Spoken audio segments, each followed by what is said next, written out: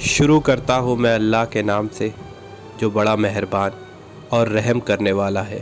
آئیے ماہ رمضان کی کچھ فضیلت پہ غور کرتے ہیں۔ ویسے تو ماہ رمضان میں فضیلتیں بہت ہیں، لیکن ویڈیو بہت لمبی نہ ہو، اس لیے کچھ مختصر فضیلتیں شیئر کرنا چاہتا ہوں۔ اور یہاں پر ہم یہ بھی سمجھتے ہیں کہ اس مبارک مہینے میں ہمیں کیا کرنا ہے اور کن چیزوں سے پرہیز کرنا ہے تاکہ اللہ سبحانہ تعالیٰ ہماری عبادت کو قبول فرمائے۔ روایت ہے کہ جب ماہ رمضان داخل ہوتا ہے تو اللہ کے رسول صلی اللہ علیہ وسلم تمام غلاموں کو آزاد فرما دیتے، اسیروں کو رہا کر دیتے اور ہر سوالی کو عطا کرتے تھے۔ مؤلف فرماتے ہیں کہ رمضان مبارک خدا کا مہینہ ہے اور یہ سارے مہینوں سے افضل ہے۔ یہ وہ مہینہ ہے جس میں آسمان، جنت اور رحمت کے دروازے کھل جاتے ہیں اور دوزخ کے دروازے بند کر دیے جاتے ہیں۔ اس مہینے میں ایک رات ایسی بھی ہے جس میں عبادت کرنا 1000 مہینوں کی عبادت سے بہتر ہے۔ بس اے انسانوں، تمہیں سوچنا چاہیے کہ تم اس مہینے کے رات و دن کس طرح گزارتے ہو اور اپنے بدن کی اعضاء یعنی باڈی پارٹس خدا کی نافرمانی سے کس طرح بچا سکتے ہو۔ اور امام جعفر صادق علیہ السلام سے روایت ہے کہ جو شخص اس بابرکت مہینے میں نہیں بخشا گیا تو وہ آئندہ رمضان تک نہیں بخشا جائے گا، سوائے اس کے وہ حج پر جائے یا عرفات پہ حاضر ہوں۔ تمہیں ان چیزوں سے پرہیز کرنا چاہیے جن کو خدا تعالیٰ نے حرام کیا ہے، یعنی حرام چیزوں سے روزہ افطار نہیں کرنا ہے، اور تمہیں اس طرح رہنا چاہیے جیسے امام جعفر صادق علیہ السلام نے وصیت فرمائی ہے کہ روزہ رکھو تو تمہارے کانوں، آنکھوں، بدن کے رونگٹوں اور جلد اور دوسرے سب اعضاء کو بھی روزے دار ہونا چاہیے، یعنی ان کو حرام اور مکروہ چیزوں اور حرام کاموں سے بچائے رکھو۔ روزہ صرف کھانے پینے سے رکنے تک ہی نہیں، بلکہ حالات روزے میں اپنی زبان کو جھوٹ سے، آنکھوں کو حرام سے دور رکھیں۔ روزے کی حالت میں کسی سے لڑائی جھگڑا نہ کرو، کسی سے حسد نہ رکھو، کسی کا گلہ شکوہ نہ کرو اور جھوٹی قسمیں نہ کھاؤ، بلکہ سچی قسموں سے بھی پرہیز کرو۔ گالیاں نہ دو، ظلم نہ کرو، جہالت کا رویہ نہ اپناؤ، بیزاری ظاہر نہ کرو اور یاد خدا اور نماز سے غفلت نہ برتو۔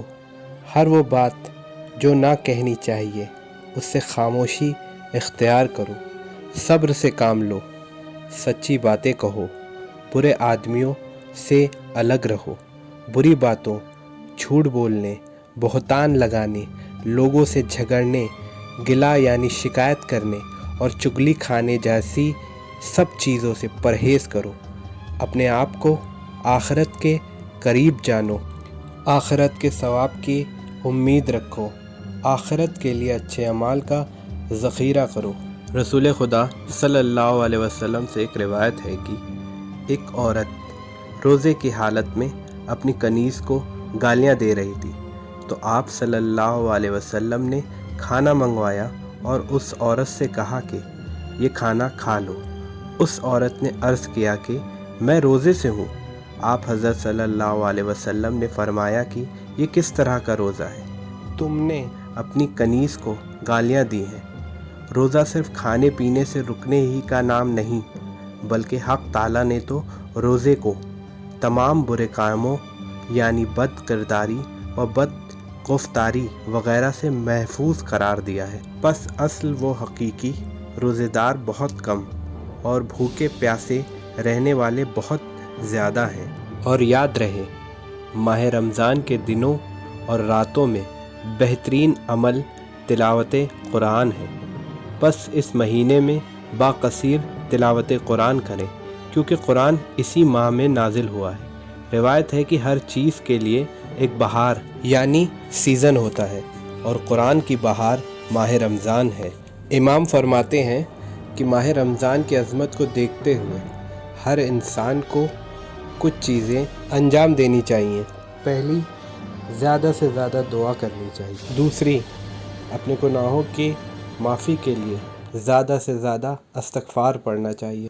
تیسری، ماہ رمضان کا استقبال قرآن مجید کی زیادہ سے زیادہ تلاوت کے ساتھ کرنا چاہیے۔ چوتھا، جو گناہ ہو گئے ہیں خدا کی بارگاہ میں اس کے لیے توبہ کرنا چاہیے۔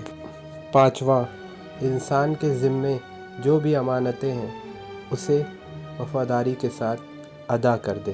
6، اپنے دل میں اپنے مومن بھائی کے خلاف تمام بغض و کینہ اور حسد وہ نکال دے۔ 7، گناہوں کو جڑ سے اکھاڑ پھینکے۔ 8، تقوی الہی کو اختیار کرے۔ 9، ہر پوشیدہ اور ظاہر کاموں میں خدا پر بھروسہ کرنا چاہیے۔ یہ کچھ باتیں تھیں جو ماہ رمضان سے پہلے ہمیں ان پر غور و فکر کرنی چاہیے۔ ماہ رمضان آ رہا ہے، نفس کی پاکیزگی اور سلامتی کے ساتھ ماہ رمضان میں داخل ہوں۔ اپنے آپ کو اللہ کی مہمانی کے لیے تیار کریے۔ اپنے آپ کو اللہ کی مہربانی میں دیکھیں اور اللہ کو اپنے سامنے محسوس کریں، اور خدا نخواستہ کوئی برائی کر رہے ہیں تو یاد رکھیں کہ اپنے خدا کے سامنے اس کے بندے کے ساتھ آپ برائی کر رہے ہیں۔ اگر کسی بندے کی غیبت کر رہے ہیں تو جان لیجئے اللہ سب دیکھ رہا ہے۔ روایت کے مطابق ہمارے اعمال رسول اللہ صلی اللہ علیہ وسلم کے سامنے پیش کیے جاتے ہیں۔ ذرا سوچئے، ہمارے اعمال رسول اللہ صلی اللہ علیہ وسلم کے سامنے پیش کیے جائیں اور وہ آپ کو مجرم پائے تو محسوس کریے کہ وہ کس قدر آپ سے ناراض ہوں گے۔ رسول اللہ کو ناراض نہ کریں، ان کے قلب مبارک کو تکلیف نہ پہنچائیں۔ سوچئے آپ کا نامہ اعمال رسول اللہ صلی اللہ علیہ وسلم کے سامنے پیش کیا جائے، غیبتوں، تہمتوں، کینہ اور حسد، گالی گلوچ جیسی برائیوں سے بھرا ہوا ہو، آپ کا اخلاق برا ہو اور آپ عوام کے سلسلے میں بدگمانی کا شکار ہوں، اور ملائکہ بھی رسول خدا کی خدمت میں موجود ہوں اور آپ کا نامہ اعمال دیکھ رہے ہوں تو آپ کی وجہ سے تو ملائکہ کے سامنے اس قدر شرمندہ ہوں گے، رسول خدا کے سامنے بھی شرمندہ ہوں گے کہ یہ آپ کا امتی ہے اور یہ آپ کا مسلمان بندہ ہے جس کے لیے آپ نے نہ جانے کتنی تکلیفیں اٹھائی ہیں۔ جب کسی شخص کی نسبت کسی کے ساتھ ہوتی ہے، فرض کریں آپ کسی کے بھائی، بیٹے یا دوست ہوں، کسی قوم سے آپ کی نسبت ہو اور آپ کسی برائی کے مرتکب ہوتے ہوں تو لوگوں کے سامنے وہ شخص، وہ قوم شرمندہ ہوتی ہے، تو آپ کی نسبت رسول اکرم صلی اللہ علیہ وسلم کے ساتھ ہے تو آپ کا تعلق ان سے ہے، قرآن سے ہے۔ آپ سے کوئی برائی سرزد ہو گئی ہے یا آپ نے کوئی گناہ کر دیا ہے تو ماہ رمضان میں اس گناہ کی بھرپائی کیجیے۔ جانے انجانے میں کوئی گناہ کر دیا ہے تو اس کی مغفرت طلب کریں۔ آپ ماہ رمضان میں داخل ہونے والے ہیں، کوئی گناہ سرزد ہو جائے تو اس سے توبہ کر لیں، واپس آ جائیں۔ جان لیجئے کہ آپ کو بہکانے کے لیے، جان لینے کے لیے چیزیں بہت زیادہ ہیں، اس سے بچنے کے لیے اللہ کا راستہ اختیار کریے۔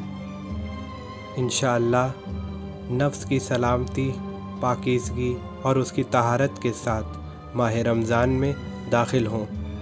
خود ماہ رمضان میں بھی اس پاک مہینے کے فرائض اور آداب پر عمل کریں۔ انشاءاللہ اللہ ہم سب کو بہترین عمل کرنے والوں میں قرار دے اور ہم سب کو بتہذیب بنائے اور بلاؤں سے محفوظ رکھے۔ اس ویڈیو میں بس اتنا ہی، انشاءاللہ پھر ملاقات ہوگی۔